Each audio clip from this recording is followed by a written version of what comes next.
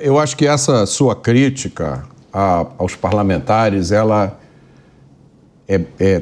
tem fundamento, e a gente viu isso agora nesse episódio recente da censura num país onde um sujeito mata o outro, é condenado a 6 anos, um humorista foi condenado a 8 anos e 3 meses em regime fechado, com base em uma lei que foi aprovada no Congresso Nacional, inclusive com votos de muitos parlamentares que se chamam de direita, que se dizem conservadores, mas ou não leram a lei que aprovaram ou não entenderam o que estava escrito. Ele não precisaria ler toda a lei, em todo processo, todo projeto de lei que ele participa, talvez ele não dê conta de acompanhar criticamente todos, mas se ele tiver escolhido uma assessoria a dedo, uma assessoria técnica, ele tem maturidade para participar de todo o voto. Mota, isso está acontecendo nos tópicos mais importantes dessa nação. Uma Corte Superior regulamentou que quem é pego na rua com menos de 40 gramas de droga, a princípio ele é usuário. Nunca trabalhou no interior. Em toda cidade onde eu trabalhei, o traficante não sai carregando a mochila de droga. Em regra, ele sai ali, sabe, igual um marimbondo, com 3, 4 dolinhas, com 12 gramas, com 20 gramas, foi lá, vendeu, volta em casa, busca de novo. A polícia não pode entrar na casa porque precisa de justa causa, e se pegar ele na rua com 20 gramas, estão regulamentando o tráfico de droga. Crime que aliena nossos jovens, que corrompe nossas crianças, que desgraça nossas famílias, que financia a criminalidade. Estão regulamentando o tráfico de droga. Isso foi feito por uma Suprema Corte. Isso não perpassou pelo diálogo. Por quê? Porque a Câmara dos Deputados e o Senado está tão preocupado nesse confronto de narrativas entre nós e eles, que eles não assumem o protagonismo das decisões que afetam muito a nação. O aborto foi regulamentado por um voto monocrático. Ah, não, até 4 semanas, 12 semanas, a criança ainda não foi estabelecida, as suas terminações nervosas, então até aí não é crime abortar. O que é isso? Até quando nós podemos retroagir? Os espartanos tinham a regra de que você poderia matar uma criança, você jogava ela num tonel, ver se ela conseguia chegar do outro lado, porque seria um guerreiro bravo. Não, mas por que a criança poderia morrer? Porque enquanto ela não conseguisse a articulação da fala, ela não era considerada um ser. Essa era a dádiva humana, a linguagem. Aí eu te pergunto, até onde nós podemos retroagir? Isso é uma questão que devia ter sido discutida no Congresso Nacional com a ajuda de teólogos, de sociólogos. Cada nação tem uma matriz social. Sabe, uma crença. David Brooks diz que nós somos um conjunto de crenças. Não, Mota, isso está sendo decidido pela Suprema Corte, naquilo que nós chamamos de ativismo judicial inapropriado. Esse fenômeno é um fenômeno restrito ao Brasil, Dani? Não, aqui a gente está vendo uma manifestação pior. Como é que você compara essa situação no Brasil com a de outros países? Mota, eu estudei na Europa e eu tenho plena compreensão de que essa não é uma terminologia que é apenas indígena, não é um fenômeno que acontece apenas no Brasil, mas aqui acontece de forma hiperbólica e de forma preocupante. Porque é praticamente como se nós tivéssemos suprimido a atribuição que deveria ser de quem? Do Congresso Nacional. O que eu estou te dizendo é que isso vem sendo feito pelas Cortes Superiores, como o Supremo, em virtude da omissão da regulamentação do próprio Congresso. Como é que você vê? Me parece que existe no Brasil um ecossistema dedicado a implantar uma determinada pauta. Eu não vou dar nome para essa pauta. Fazemos bem. Mas você já levantou, elencou alguns elementos dessa pauta. Eu digo que é uma cestinha, né? Dentro dessa cestinha tem várias ideias e muitas dessas ideias vão contra o senso comum das pessoas, quando elas param para pensar e refletir. A maioria não para pensar e refletir e compra o que está dentro dessa cestinha. Então, por exemplo, dentro dessa cestinha tem a ideia do uso recreativo de drogas. Não tem problema quando a pessoa usa de forma recreativa. E isso leva, por exemplo, à ideia dos 40 gramas, ou podia ser 60 ou 30, seja lá qual for, não faz diferença nenhuma. O que está por trás é essa ideia de que, e a gente vê isso implantado profundamente na cabeça, principalmente das gerações mais novas, para as quais você falar contra o consumo e o tráfico de drogas é um absurdo, uma coisa reacionária, porque isso só promove a desigualdade. Quando você ataca... Eu escuto, você deve ter escutado isso também, né? Quando você criminaliza o tráfico de drogas, você está prejudicando os menos favorecidos, colocando nas pessoas que são pobres e moram em áreas degradadas, colocando nelas a pecha de usuários de drogas ou de traficantes. Você faz uma equivalência moral entre o traficante e o morador das comunidades de periferia. Então, quando a polícia vai lá fazer uma operação contra os traficantes, ela está fazendo uma operação, na verdade, contra os moradores da periferia. Agora, o tráfico de drogas, ele é responsável, eu acho que é justo a gente dizer isso, né? É o motor que está por trás da maioria das atividades criminosas. Sim. Será que essas pessoas que tomam essas decisões, criam jurisprudência ou determinam normas que, obviamente, para qualquer pessoa com o mínimo de senso comum, favorecem o narcotráfico, elas não percebem que estão alimentando um monstro que está crescendo a cada dia e que uma hora dessas corre o risco até de substituir o Estado, como, por exemplo, a gente vê de forma muito óbvia no Rio de Janeiro, mas também em outros locais?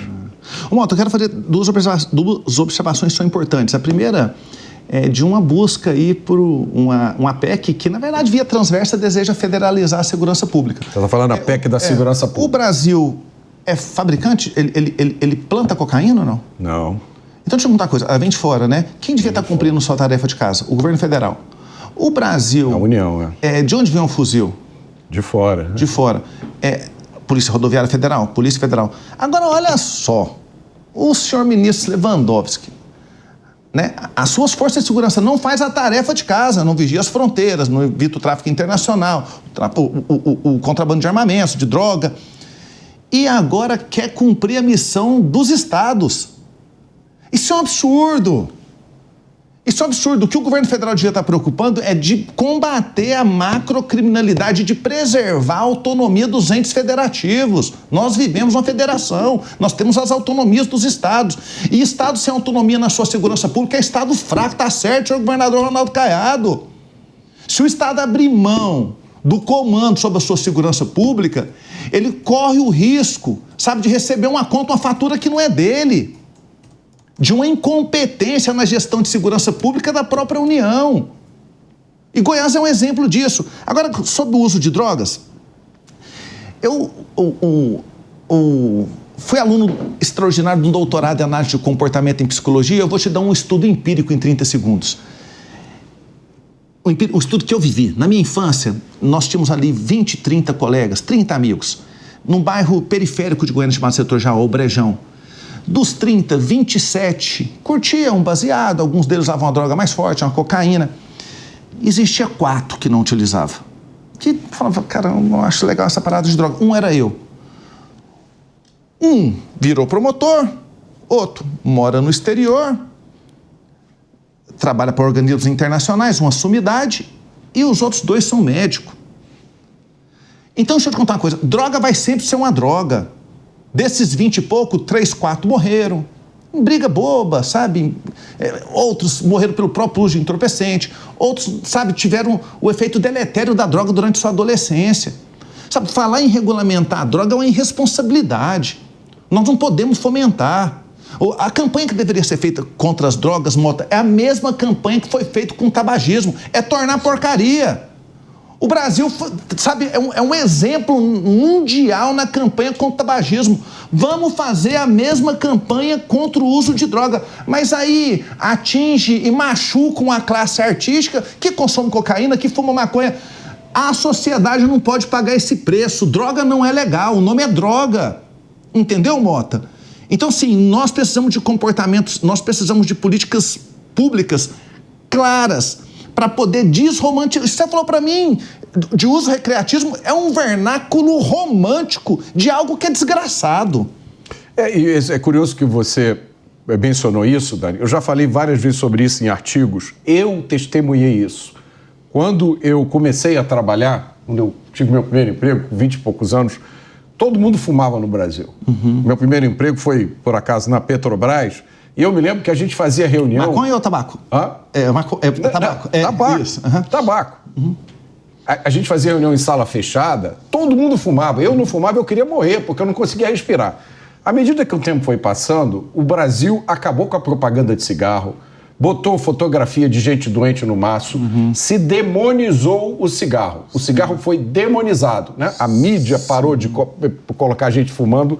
Neste mesmo período de tempo, a maconha foi sendo glamourizada. Maconha, quando eu era jovem, maconha era estigmatizada. Os MCs, os artistas. Quem fumava, fumava com vergonha, fumava escondido. É isso. Agora, eu vi isso na minha vida. Ao mesmo tempo em que o cigarro foi demonizado, a maconha foi sendo glamourizada. Chegamos onde chegamos. Agora, qual é a diferença do cigarro de maconha para um cigarro de tabaco? É que a maconha é mais prejudicial, porque ela tem quase todos os componentes prejudiciais do cigarro. Para além do tem potencial THC. toxicológico. Isso. Então, assim, tá vendo, assim, e não me parece... Ô, Mota, por que esse tipo de campanha educativa que foi feita com o tabaco, por que ela não é feita contra as drogas? Será que... Deixa eu te contar uma coisa. Há um estudo, e eu quero crer que isso não é verdade, mas um dos maiores donos de propriedade rurais do Brasil está com o primeiro comando da capital e com o crime organizado. Parabéns pro Derrite. Olha a política que São Paulo vem fazendo. Ela vai em cima do dinheiro. Sabe, onde que a macrocriminalidade, ela trabalha por grana. Cadê a grana? Vamos atrás do dinheiro. Então isso se faz com inteligência, com investimento, com integração entre as polícias. Tá vendo que bacana, não? Então, assim, a minha pergunta é, se nós podemos fazer uma campanha cultural, informativa, que desromantiza as drogas, por que ela não é feita? Será que tem alguém lá no Congresso Nacional que defende os interesses de que, se brincar, a gente tem que caminhar para uma legalização do uso de droga? Então, assim, nós temos que ter essa visão crítica. Porque se nós não tivermos, nós somos inocentes. E nós temos pessoas ali no Congresso Nacional que foram financiadas pelo narcotráfico. Nós temos pessoas ali que flertam com a chance de poder montar o seu cofre. Um local onde se possa usar maconha legalmente. Certo? Essa moçada legalizou o jogo de azar. Tá matando a nação. Eu moro no interior. A menina, a mãe, antes de comprar a mistura de casa, o arroz, o feijão, o leite, o pão, ela perdeu no tigrinho. Ela perdeu no jogo de azar. Deixa eu te contar, qual congresso do mundo, numa nação que precisa ser protegida desse tipo de efeito, quem que você conhece que o jogo de azar fez bem? Se o jogo de azar é unanimidade e faz mal, se a classe artística não tem responsabilidade e ela divulga os próprios jogos de azar, por que o Congresso Nacional aprovou? A quem interessa? Então, acho que a grande pergunta que você tem que fazer é a quem interessa algumas práticas que não vêm sendo combatidas e que vêm sendo fomentadas na nossa nação.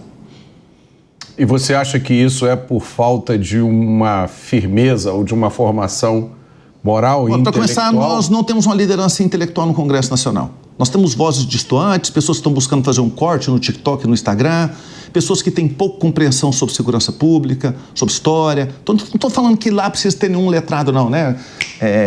Você acreditava que, se você pegar aí Sócrates, Platão, que na verdade os líderes, aqueles que governavam, deveriam ter um conhecimento filosófico. É o filósofo, rei filósofo. Isso, deveria ter uma pluralidade de conhecimentos que possibilitasse suscitar as grandes ideias. Eu não vou para esse nível de pedância, até porque minha licenciatura é em filosofia. Mas o que está faltando é dialogar as grandes ideias. Chega de nós e eles. Mas isso, Dani, eu tenho a impressão que extrapola o Congresso, né? Porque você falou uma coisa interessante, a gente está desviando um pouco do assunto, mas não está. Quando você fala de jogo, da questão de jogo, tem um argumento que é o argumento mais usado, que é assim, não, mas o jogo gera empregos, o jogo movimenta a economia. Você pode fazer o mesmo argumento para as drogas.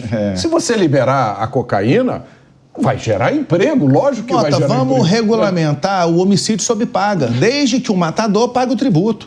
Então, deixa eu te contar uma coisa. Gera emprego também, não, né? É um argumento prostituto, entendeu? Prostituído, da forma, assim, mais vil que você possa imaginar, não fundamento. Deixa eu te contar uma coisa.